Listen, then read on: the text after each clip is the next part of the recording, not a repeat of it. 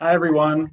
It's so good to see you all this morning. I see a lot of familiar faces, so it's good to see you all again and a couple of new ones. But my name is Max Burnham, and I am a program manager at States 4-H International.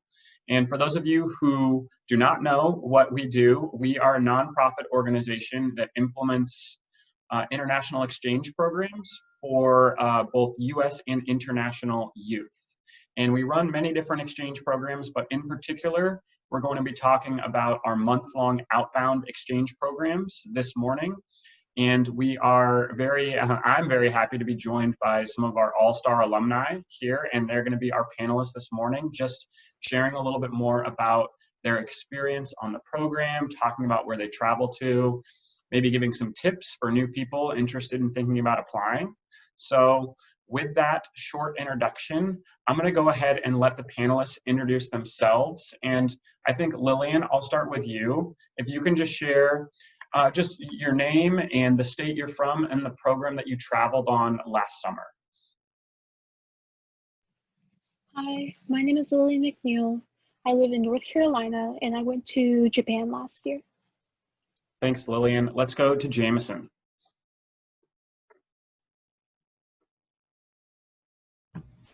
My name is Jamison Conway. I did the 4-week Costa Rica trip, and I'm from Jacksonville, Florida. Thanks, Jamison. Go ahead, Naomi. Hello, I'm Naomi Dolan. I am from Illinois, and I went to South Korea for 4 weeks last year. Awesome. Thank you all. It's great to have you. So thank you for taking the time out of your day to kind of join me for this chat. And I will say for our participants, you all, I love to see all your videos on. That's great. It's totally up to you if you want to keep those on the whole time or not. But if you do have questions, we'll have time for questions at the end. I do have a few questions that I want to ask our panelists, and then you're welcome to jump in with your own. Also, if you have questions, feel free. If you're familiar with Zoom, there's usually a chat box on sort of like the bottom right-hand side of your screen. You can always type in the questions there as well. So the first question, I guess, for Jamison, Naomi, and Lillian, and Naomi, maybe I'll start with you for this one, and then we'll go to our other panelists, is just maybe if you could walk me through your decision a little bit about why you decided to apply for an international exchange program, and then more specifically, what interested you about Korea specifically, and what made you kind of want to move towards that country? All right, so I actually had never really thought about being an exchange student. We had some come to my high school before, but other than that, I hadn't really thought about myself becoming an exchange student and going overseas. But I did a intercultural 4-H project on South Korea, and I took that to the Illinois State Fair, and then I got emails, and I was able to meet some of the Illinois state coordinators at the state fair at a little booth setup that they had, giving some more information. I'm like, you know what, that'd be kind of cool to do. So I got more information, I got the application, and I just went with it. So I didn't really have any set reason like, oh, I've been dead set on doing this. It was just kind of, it came up, I took the chance, and I made it. Awesome, thank you. Lillian, maybe do you mind sharing a little bit about that sort of process for you? I've wanted to go to Japan since I was really young, because I was kind of always fascinated with the culture. And so I did a lot of studying over the years. And so when 4-H, which we were already in, offered an opportunity where they said, hey, we're bringing back our international program, my mom was like, yeah, you should totally apply. And I did. Yeah. Awesome. So for you, it had been sort of a long time interest in Japan specifically, and Naomi, for you, it was more of a spur of the moment a little bit more when you learned more about it more recently. Jamison, what about for you? What was that process like in sort of applying for the program, and why Costa Rica? Firstly, for me, it started with a couple YouTube videos. I remember it was late at night and I was watching these things called vlogs, and people were like, I guess, vlogging their experience in another country, and I wanted to do that. And I started doing a little bit of research, and I found out that 4-H had a program like that. And I was already in my second year of studying Spanish, so I thought, why not Costa Rica? And I plan on going to Japan next year. Awesome. Were you able to do any vlogging yourself while you were in Costa Rica? No, not this one. Maybe next trip. Maybe next trip. Yes, sir. That's great, and it's great to hear that you are also planning on doing a second program. So we do oftentimes have some of our students who go on one and they like it so much or enjoy the experience, they do kind of, it spurs that travel bug. And so maybe Lillian and Naomi, in the future, you will also be kind of traveling abroad again. But so for those of you who know sort of our program structure, most of our Outbound programs are really characterized by the homestay, where each of our students who travel abroad stay with an individual host family and host sibling. And so they get that immersive cultural experience by experiencing that everyday life and learning along with their host family. So Naomi, we'll start with you again for this question. You know, what was it like to kind of meet your new family and be a part of that new family? And what were some challenges with that, and kind of how did you work through those, whether it was communication or different kind of just styles of living, or what was that like?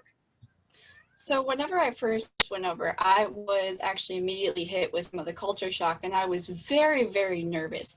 And my host mother and my host family, they knew that I was a little nervous, so they welcomed me with open arms. So they were very kind at the beginning, and they let me kind of guide the situation. So I had a great first meet with them, and they were very welcoming. And just from there, we were able to talk and communicate, and we just really clicked, and it was like I was a part of their family.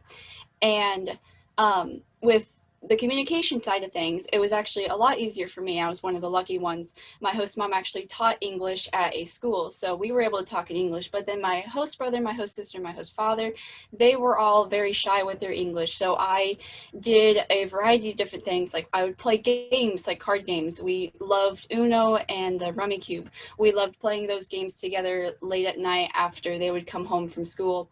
And so we were able to connect through that, and then they would show me like music that they liked, or we would dance around and sing to songs we were familiar with. And then when it came to things like food, I was very open to trying new things, but if there was something that I was iffy about, they would explain to me what it was. So it was a very comfortable experience for me personally. And something that helped me that I do recommend anybody getting is a dictionary. I actually have a visual dictionary, so it has pictures of different things that I could point to and say, this is what I'm referring to. And so they could see, and it was very nice to have that as kind of like a backup for things if we were having a hard time communicating. You're muted. Sorry guys, still learning the Zoom here. You know, I feel like we've been online for a while, still learning. But thanks, Naomi, that's great. And kind of learning those, you know, it definitely, international exchange puts us out of our comfort zone a little bit, right? And then you also have to learn new ways to communicate. So I'm glad you kind of worked through that and also found some other ways to communicate with your family in new ways. Lillian, what about, how was that experience for you, and sort of just interacting and meeting your host family and learning how to communicate with them? I was with two host families.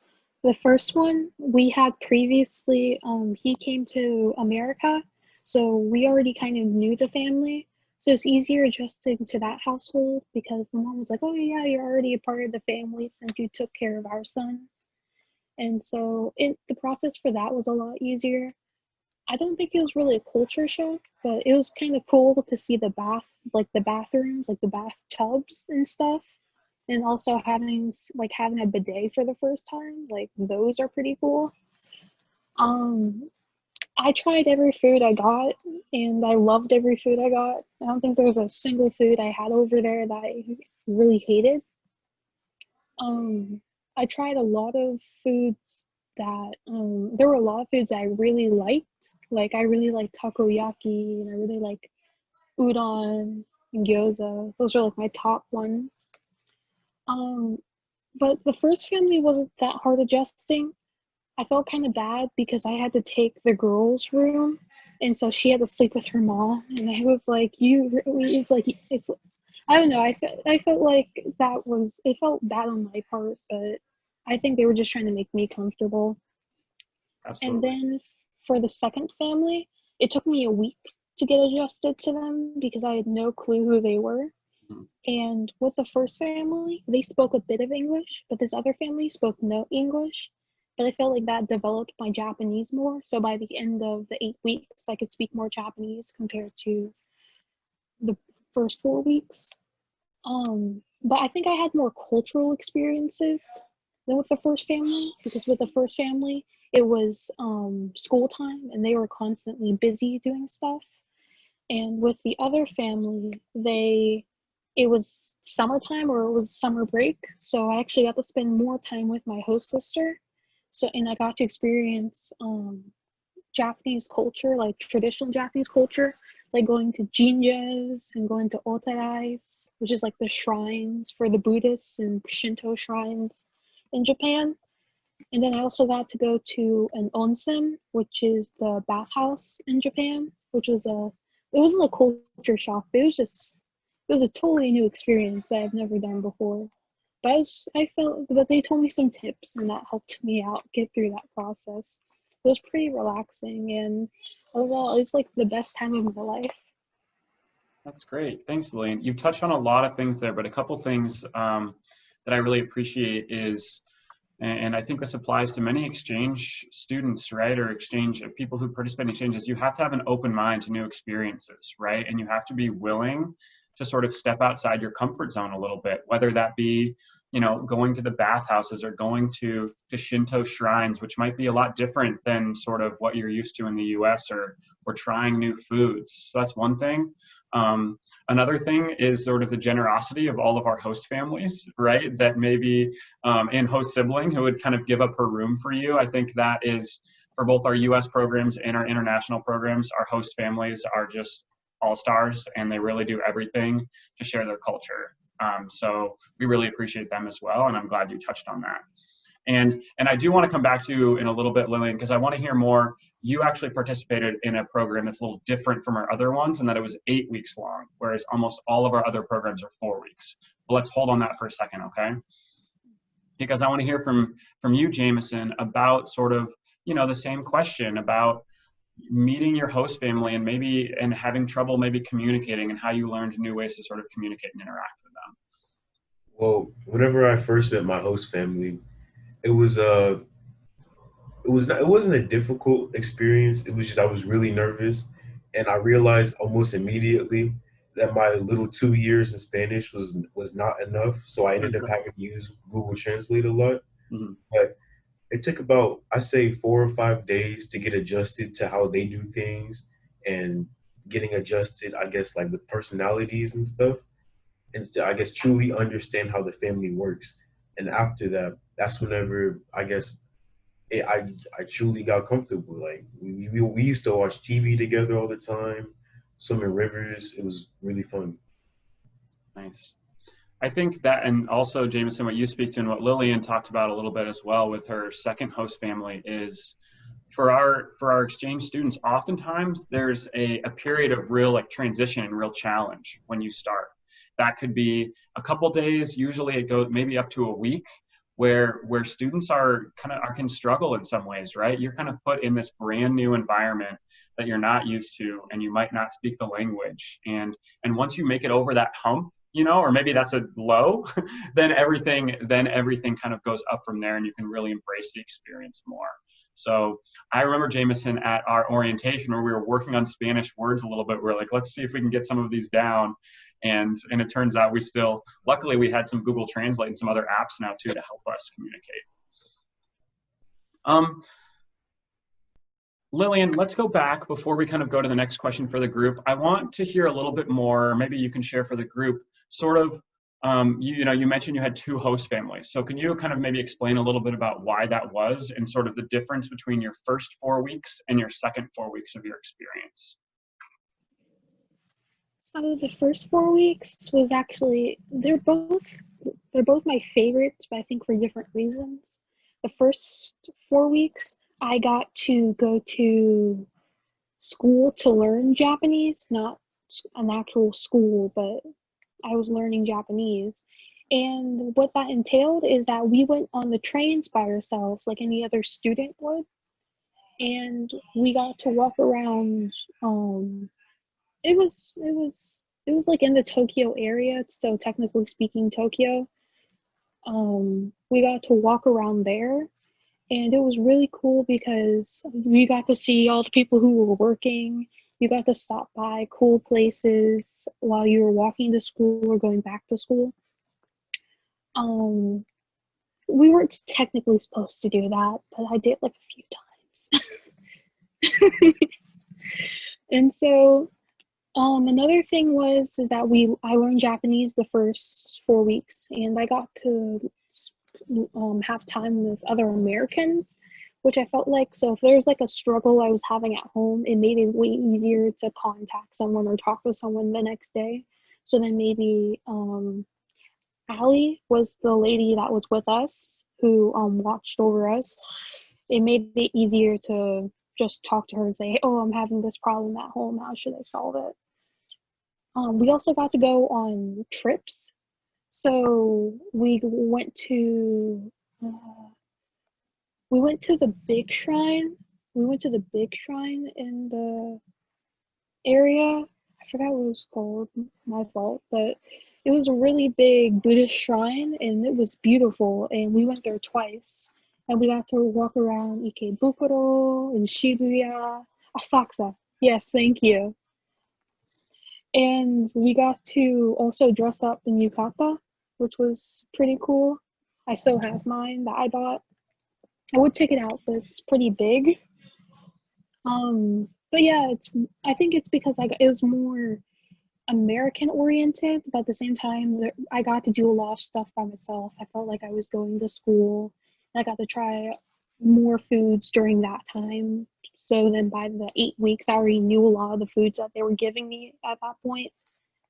The second 4 weeks, which we went by bullet train, which was another experience. I had to go on the bullet train for about 3 hours, so we got to see some of Japan going through there.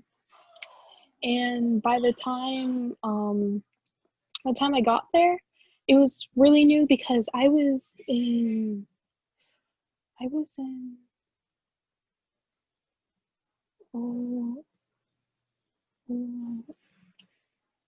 I'll think of it later, but I was in the countryside essentially, so I was nowhere near the city. So of course, less people spoke English here, and it was an experience because when it wasn't a lot of city, but I felt like it showed a lot of there was a lot of traditional houses, and we were near the mountains, so I felt like it was more of the natural beauty of Japan that I got to see, and it was pretty cool.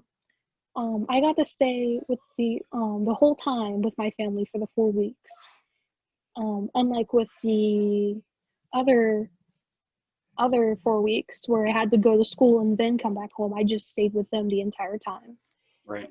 So a big difference, and just for context for folks as well, you know how I said that all of our programs are kind of homestay programs, where Lillian kind of went on a unique one, which is one of the ones that's our 8-week program. So the first 4 weeks is actually a group program in Tokyo, where our students and our exchange students are going to language classes every day as a group, and then going to individual homestays and like staying with them in the evenings.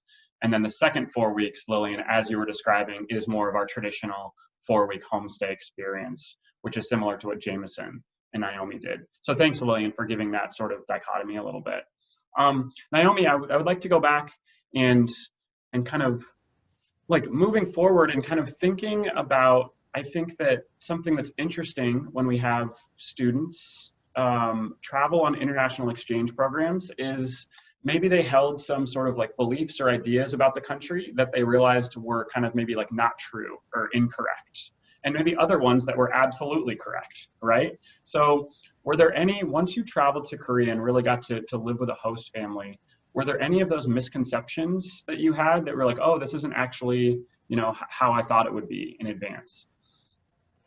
So I don't really have a ton, because since I had just done a little research for my 4-H project and then a little research once I was accepted, I still knew a lot, but it wasn't some of the things that would be like a true misconception. Like I knew they would sit on the floor sometimes to eat a meal, or they would take off their shoes when they go into the house. And whenever I was at my host family's house, they had a table and chairs. and they would still take off their shoes. So taking off your shoes going into a building or a restaurant or something, that is very common. And even and going through a home, that is what you do. But then having the table and chairs, it's like, okay, well, it's not all the time that they sit on the floor. And I didn't think that it was all the time, but it was still nice to see how that kind of comparison went on.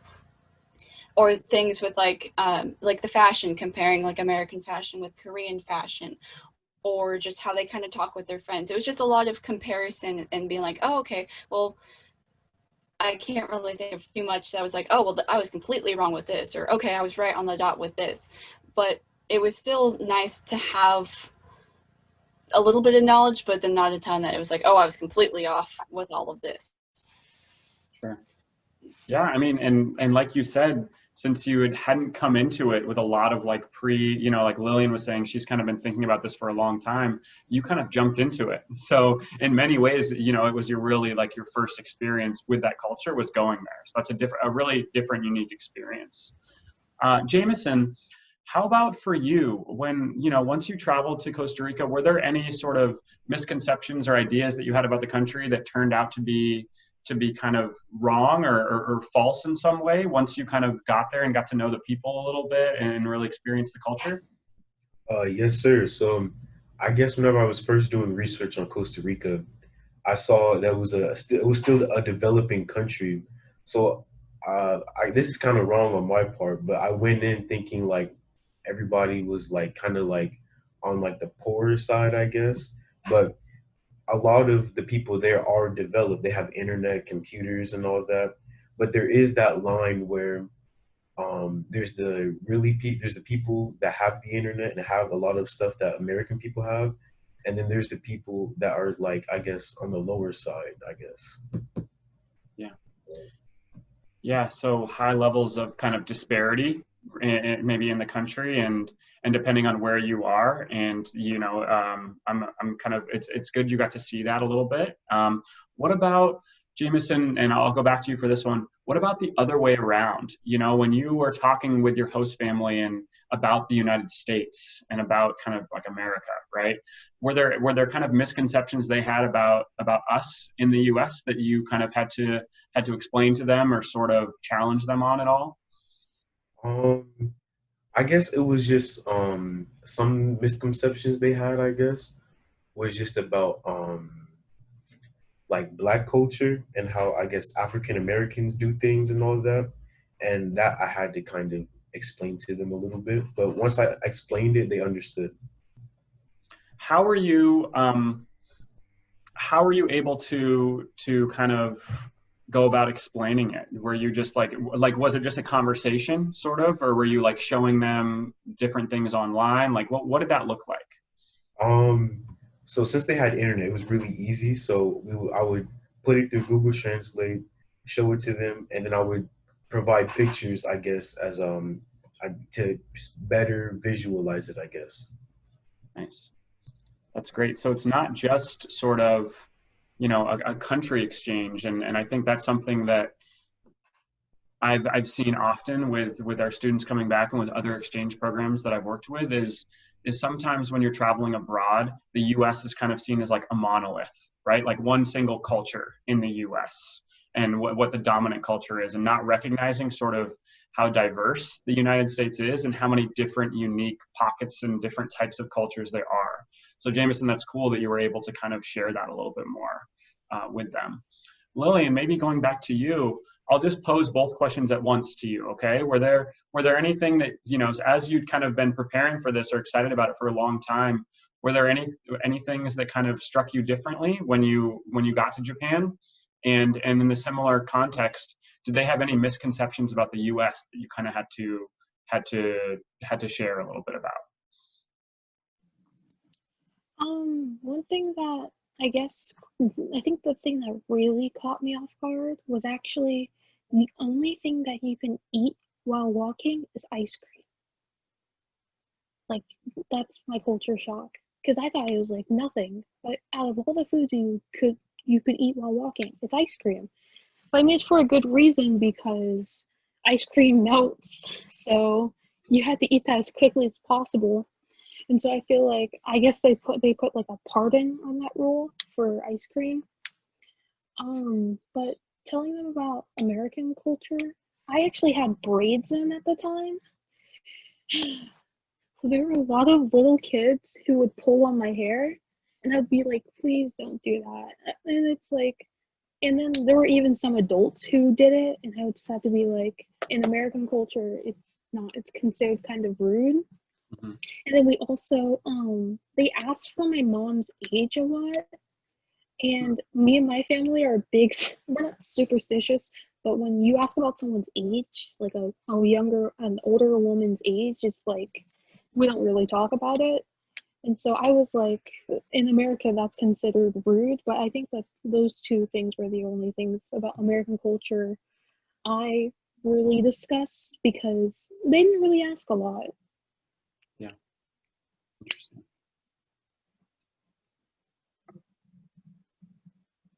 I guess, moving on to another question or another topic for you all. If you all are thinking back, it's about a year later, and it's hard to believe that you traveled in this program, a little over a year ago, and got back to the U.S. What was, like, if you wouldn't mind just sharing like your favorite memory or favorite experience from your time abroad with kind of the group here. And Naomi, I guess we'll start with you. So yeah, I love the whole experience overall, and it's just like, it's all one big happy memory that I have. But I think some of my favorite memories were when I would sit down and I'd play like games with my host family, or I would teach them something about, like, we had a little booklet talking about an exhibit we went to, and part of it was in English and part of it was in Korean. And so then we had fun kind of going back and forth and attempting to read both sides. And so having that kind of family interaction is what I really enjoy and kind of miss the most, is being able to sit down and just have that family time to play games or sit around and prepare a meal together. And so there'd be times that we would have like little competitions with each other during the games, like, oh, if you can do this, then if you can win this game, then I will get you a snack next time we go out, kind of thing. And so it's just those kind of memories of like the true family like moments that I have that were probably my favorite. And I have a ton of them. Nice. That's great. So the family interaction, it was really great to be with a host family and kind of connect with them on that. Lillian, maybe I'll go back to you because you're on my right hand of my screen here. What about you? What are what's a favorite memory or experience that you had when you were in Japan last summer? I have, I think, like 3 major ones that pop out, or 4 major ones technically. The first one was every single time I got to hang out with the American kids was always a cool experience. We even still have a group chat now. We all have a group chat which we all talk on even to this day constantly. And I think we just made such a tight bond with one another because of the experience, and going out and doing field trips with them was so fun. Goofing off on the trains and going to 7-Eleven was really cool.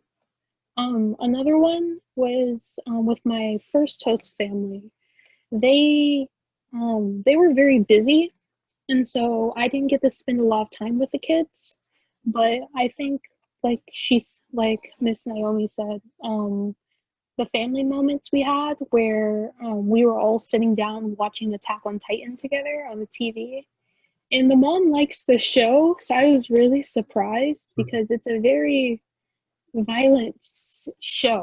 So I was like, wow, she's like 40 years old. She really likes it. And it's supposed to be kind of like a kid show, like a teen show.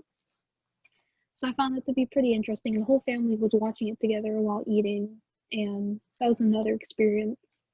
Another great experience I had was I went to a festival in Japan. I don't remember which one, but I remember it was more so towards August.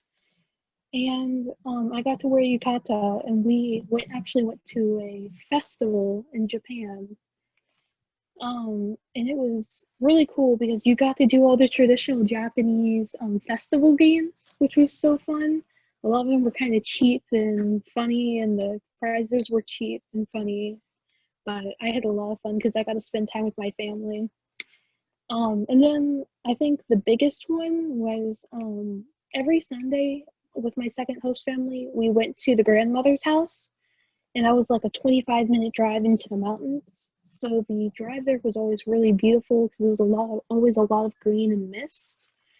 But the grandma would be there, and the two sisters, the aunts would be there, and the baby, and the uncle, and the other uncle, and the other uncle.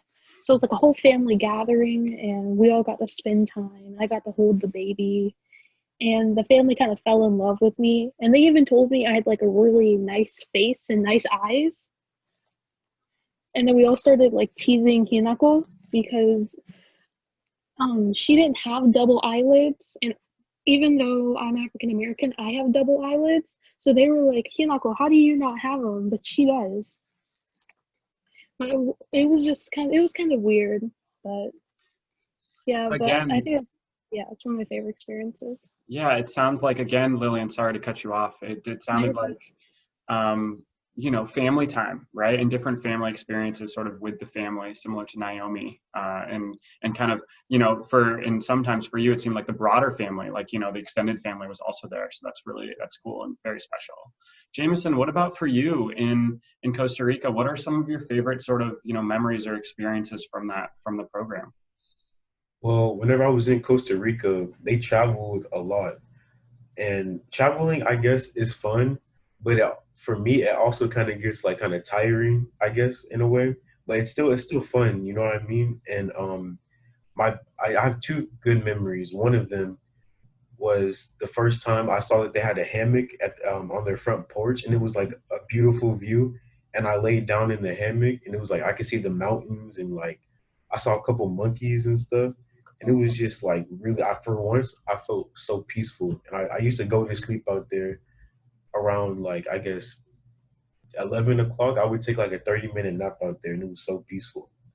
And my second good memory was whenever me and another one of the American host students, we were at a beach, and there was, I guess, we took a little adventure, and we kind of took a hike up along the coast. There was a bunch of rocks and stuff, so we had to do a little bit of rock climbing, but it was a really good view, and it was really fun.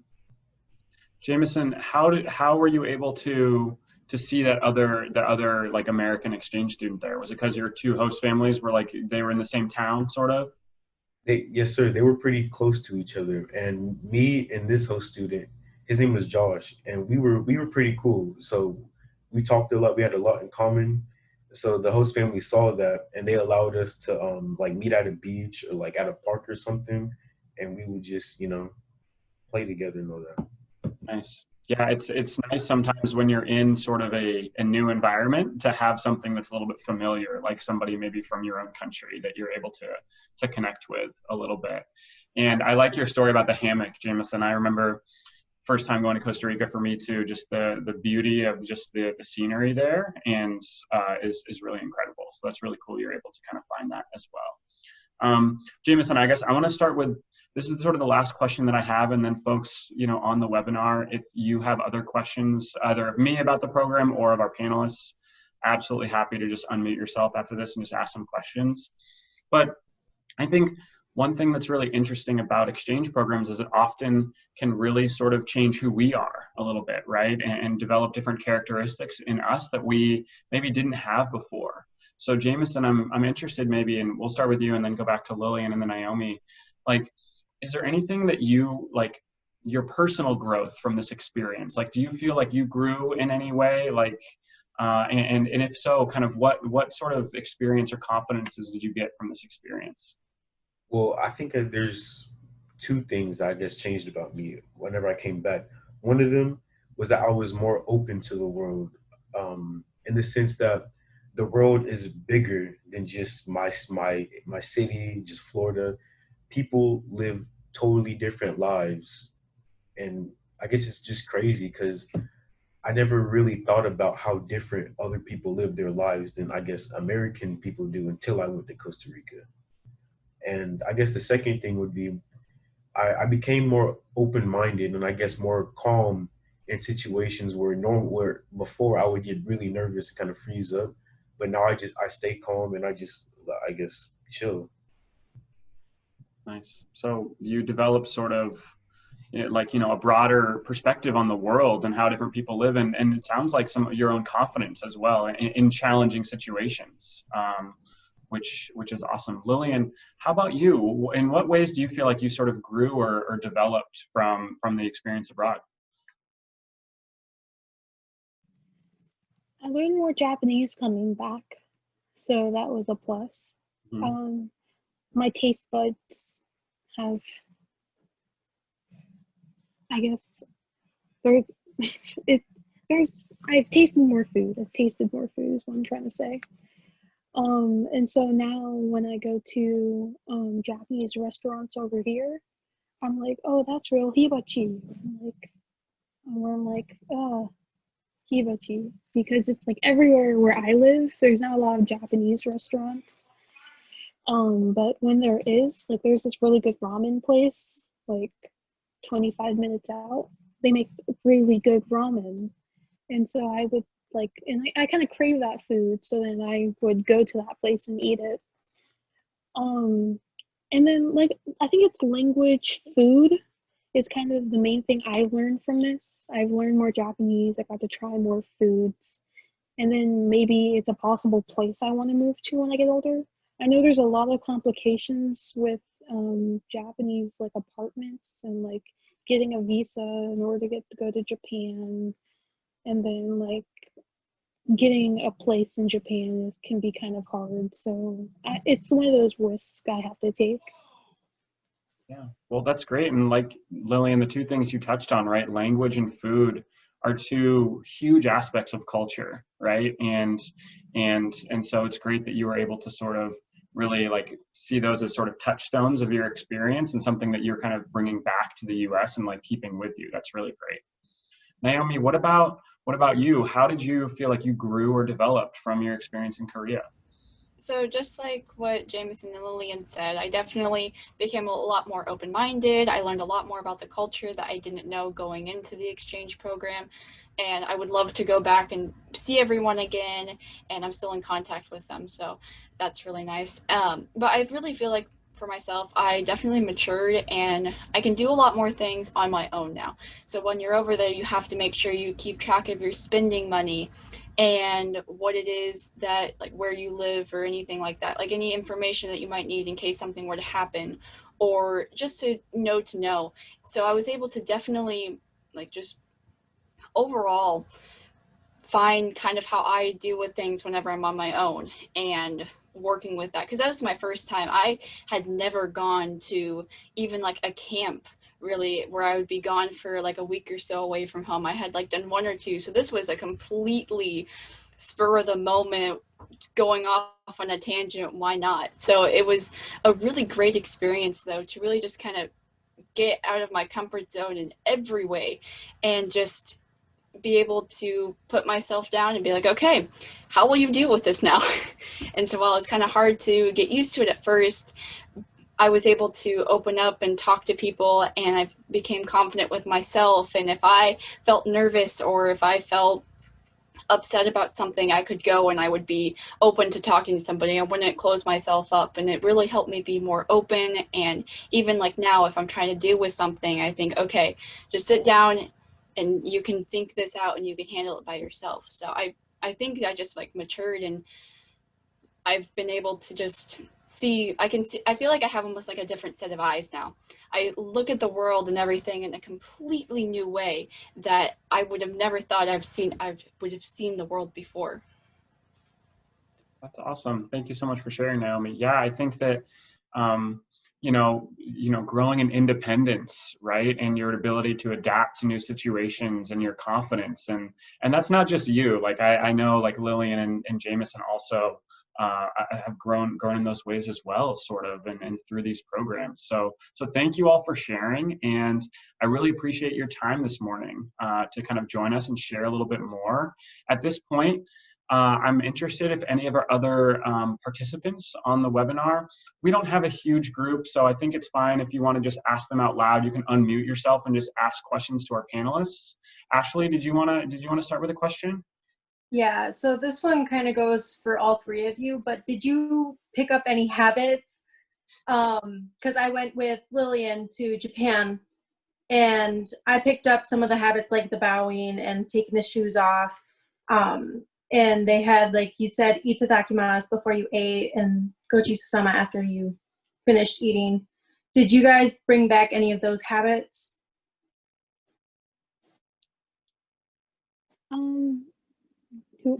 I'll answer first. I no longer. Hi, Ashley. I miss you. Um, one thing I did take back, or a few things I did take back. For a while, I would, like you said, non-stop bowing every time I said I'm sorry. Like, I remember there was this one time where I think I did something in class, and my teacher was upset, and I just kept bowing. I was like, I'm so sorry. He was like, why are you bowing? And I'm like, it's a habit. And then another one is I no longer put my shoes inside. Like, I put them at the door because I don't know, it kind of make sense. You're not dirtying the floor, and so it kind of makes it easier to clean up after yourself. Yeah, I think those are two things. Oh, and I eat with chopsticks. With like anytime I have rice, I'll eat with chopsticks. I don't even care if it's like a Caribbean dish. I will eat it with chopsticks. Nice. Thanks, Lillian. Maybe Jamison, anything? Yeah, that you kind of brought back from Costa Rica or that you found yourself doing? Whenever I first came back, I found myself taking quicker showers because in Costa Rica, I didn't want to like use up all their water, so I would take just like a really quick shower. Whenever I first came back, I found myself still doing that, and it kind of, I guess, it kind of took a while to kind of break that habit, I guess. Yeah, that's a great one. Absolutely. And Naomi, what about you from Korea? So in Korea, they do like a lot of bowing, but they do it whenever they like even greet somebody. So I'd be like, oh, hi, and I would do like a bow. And that was like, it took a while to get out of it. And there'd be sometimes that I'll be talking to somebody and I'll like nod my head or something to it. But then my entire kind of almost sleep schedule changed because there's a 14-hour time difference between Korea and America. So coming over, I actually left at 10 a.m. and got back at 9 a.m. on the same day. And so as I would go through the like day, it was like having to readjust. But over in Korea, they have like almost, I call it like a night culture. So they stay up really late and then they start their day in the morning at like 8 a.m. So while we might get up at 6 or 7 in the morning, they would get up at 8 or 9. And so I still even find myself now preferring to stay up a lot later to do projects and assignments and stuff. And my mom doesn't like it because she's like, you need to go to sleep. And it's like, I don't feel like going to sleep. This is when I feel like I work best.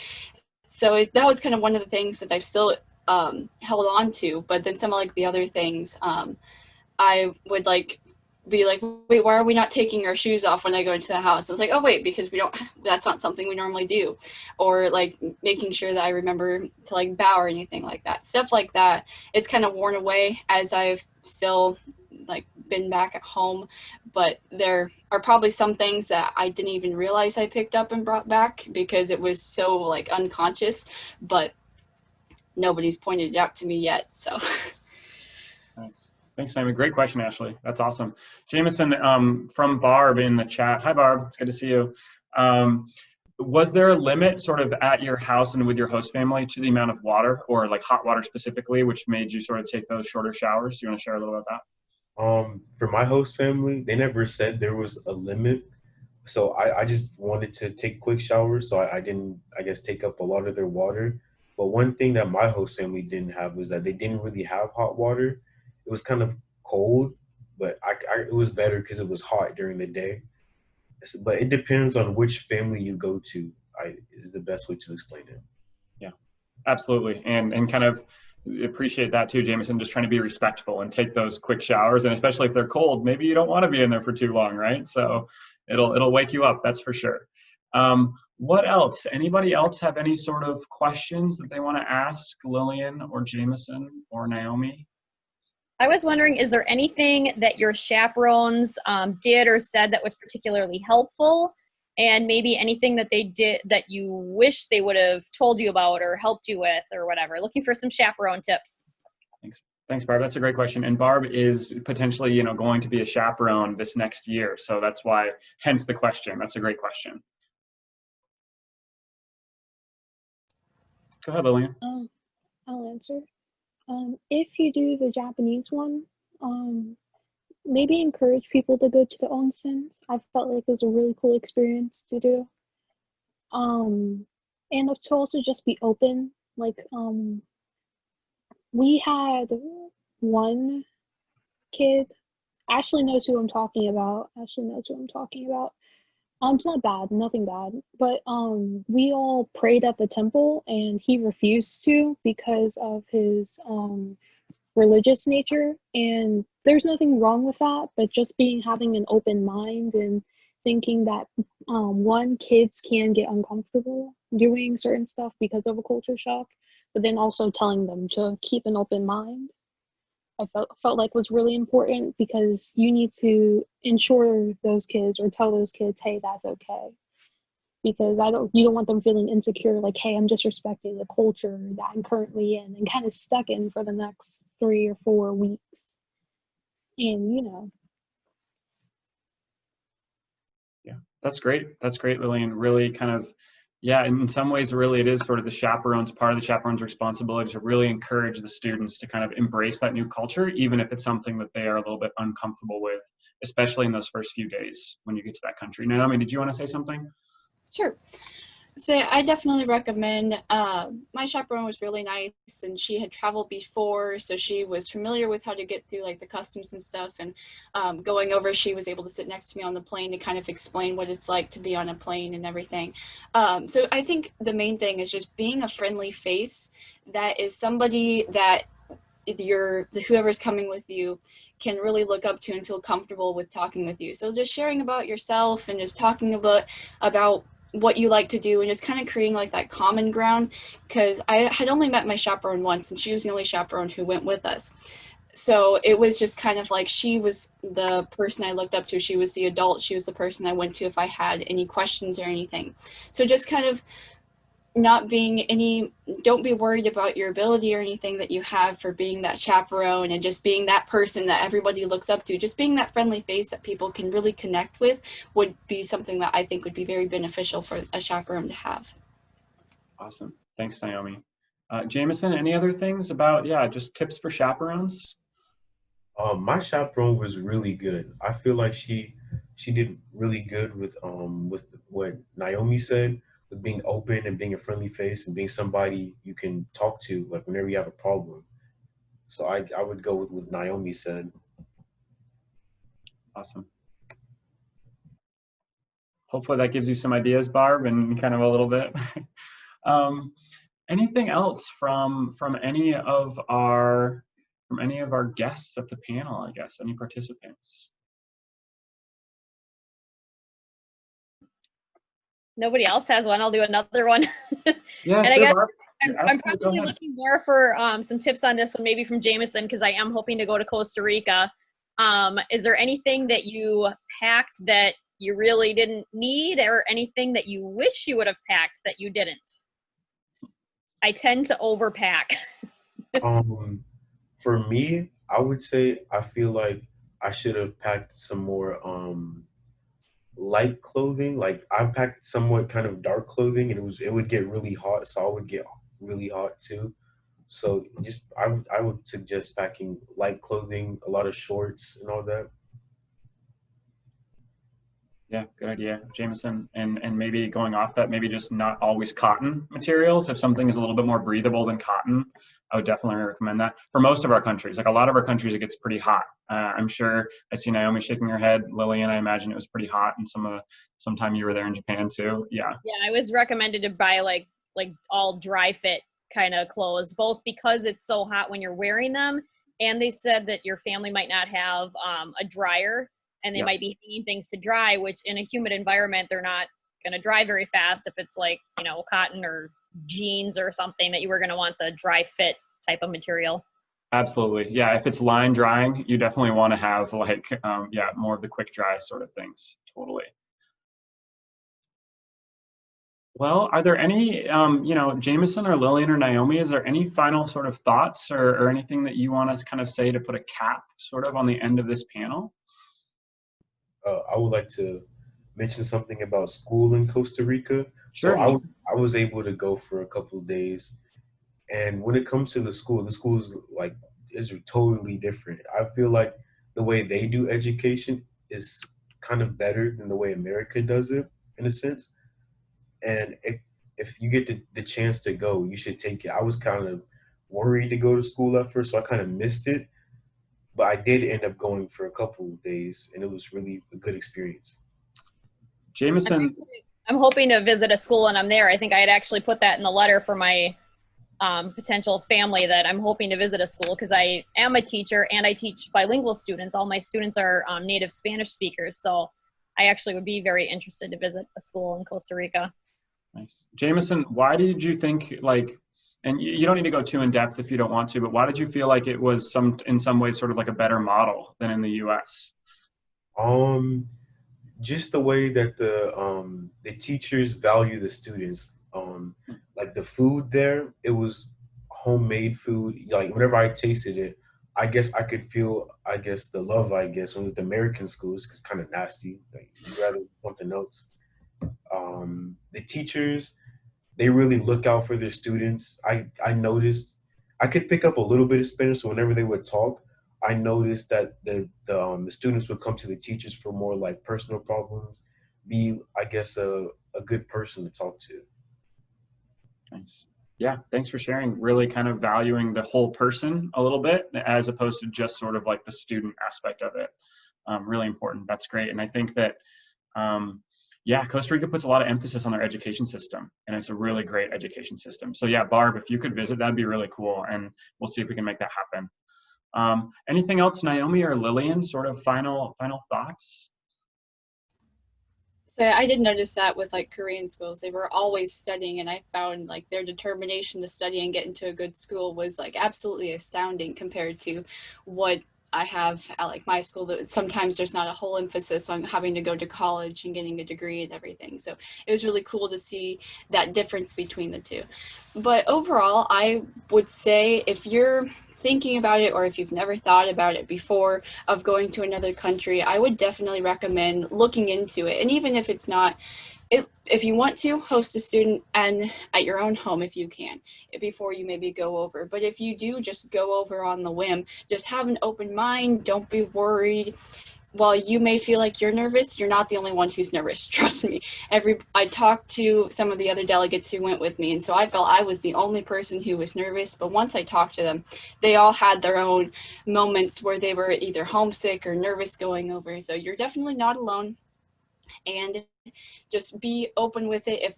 Don't go in with any kind of like expectations or anything. I know that sometimes it can be really hard to not think about what it could possibly be like, or what will your host family be like, what will the house be like, will you get to do this and that, and having like a whole list of everything that you want to do might not be possible because of how either the plan works or the schedule works or anything like that. So just be ready to just be a part of their family pretty much, and don't be afraid to ask questions. Don't be afraid to ask to help with anything. If there is something that you want to do, don't be afraid to ask if you want to do it. I was able to do a bunch of different experiences just because I had mentioned something. So I was able to go to like the palace in Seoul. I live near Seoul, so I was able to easily visit the capital and everything. But I was able to visit the palace, and I mentioned how much I loved the traditional dress. And so my host mother was like, oh, hey, well, we can go and do that. We're free to do this. So I was able to go with a friend over to the palace and get to visit it. And she saw how much I loved the dress. So she even bought me as like a going away present. It was, she knew how much I love to cook and how much I love the traditional dress. So she got me this as kind of like a little apron that I could wear whenever I'm cooking kind of thing. So because I opened up to her and I was willing to do all these different things, she noticed that and was able to give that back to me. And I was able to still give back to them with anything that I could find that I could have got, messaging them, sending them letters and stuff. So it was really being just, I don't know what all I can say. It's just there's so much I want to say that I can't put into words. So if you are thinking about doing it, definitely look into what countries you may be interested in, or if there's a country you'd be like, oh, that would be cool, look into it and see if it's something that you definitely want to go and do. So, but it's a great experience overall, and it definitely changes your perspective and how you feel about different things. So if you get the chance, do something with an exchange student or exchange program. Awesome. Thanks so much for sharing, Naomi. Really appreciate it. Lillian, any final thoughts or words from you?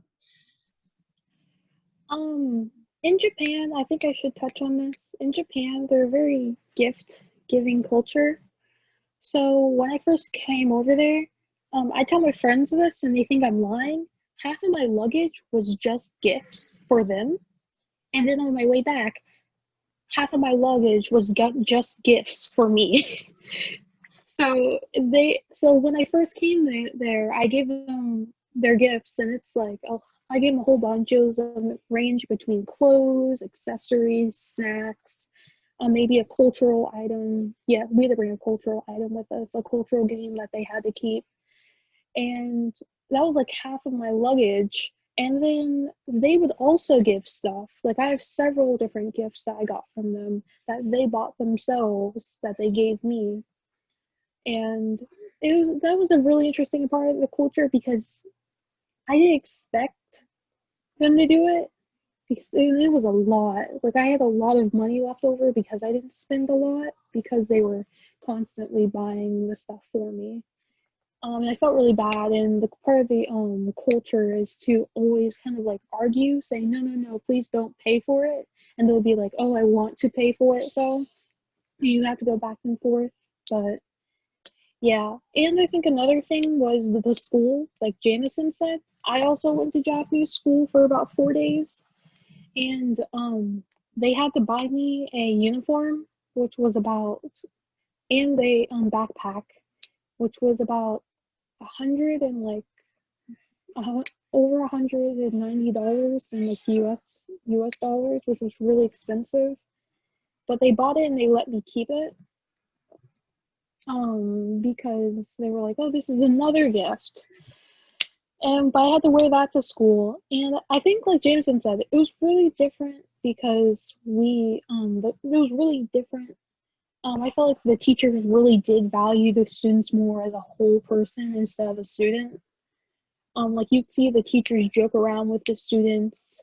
There were even like troublemakers in the back, which the teachers had to constantly get on, but it wasn't like a annoyed way, but it was more like kind of like a fatherly way or a motherly way. One thing that was also really interesting in the school, and I felt so bad, but they were talking about World War II at the time during social studies, their social studies class, and so they started talking about America. And based off of how the teacher sounded, I could tell what they were talking about. And I heard Hiroshima come up, and everyone turned towards me and just looked at me. And it's like you feel the sense of dread come over you because you're like, they're talking about World War II. Anyway, it was one of those experiences. But I think the rest of the school time was fine. I had a lot of fun. But I think that one experience during school, I'm not sure if the teacher talked about it because I was there or if they were just already on the subject, but it was interesting. It was interesting.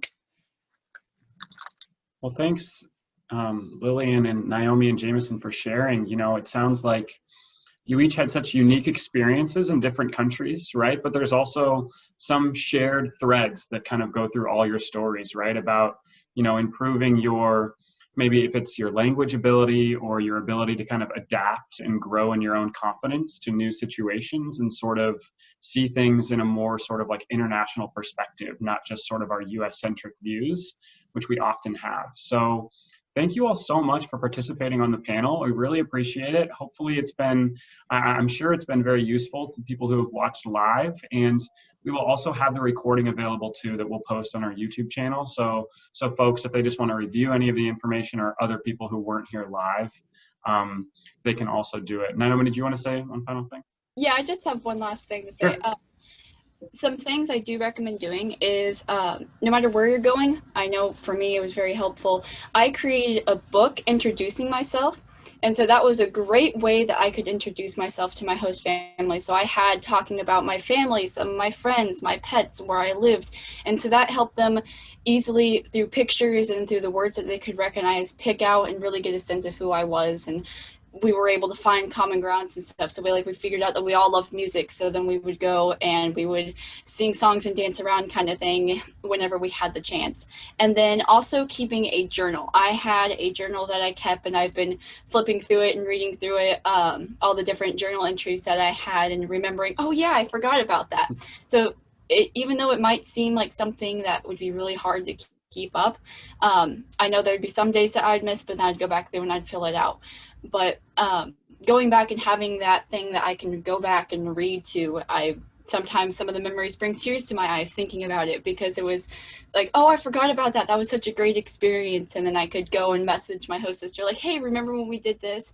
So that was something that I would definitely recommend you doing, no matter where you're going or what you're doing, even if you're hosting a student, writing down those things, because then that can something that can bring back memories. Because I know there's been multiple times that we haven't really talked for a few months, and they'll bring up a memory, and so then we'll talk for a few hours, remembering that memory. So it would be definitely something that I recommend looking into, and then just trying to know more about the language. Even though my host mother spoke English, I had studied some of the Korean going over, and so I knew some words like 안녕하세요 or hello. So there'd be words that and phrases and stuff that helped me, but then it was still nice to be able to recognize different things when I went to the store or was just driving down or walking along the street, seeing the store signs and knowing what was in them, and maybe some of the things that I took for granted, if not like thinking about, oh, I can just walk through the grocery store and I know what these different chip flavors are, and then going through there and you're like, I have no idea what this is. Is this cheese or is this corn? I don't know. But it was nice to have that familiar kind of being able to pick out, okay, I think this means strawberry, and then I could double check. But things like that was really nice to have. And then just making sure that you just take the most of the memory. That's great. Thanks, Naomi. And if you all have more questions and you want to ask our panelists if they're okay with it, you can always email me. I just put my email in the chat box, and I can always get those questions to Lillian and Naomi and Jamison, and I'm sure they'd be willing to answer more questions and share more about their experience. So thank you all again. Really appreciate all your time. Jamison, thank you. Lillian, thank you. Naomi, thank you. And thanks everyone for joining. Have a great rest of your day, and feel free to follow up with any more questions you have. Really appreciate your time. All right, bye everybody. せいさん、こんにちは。こんにちは。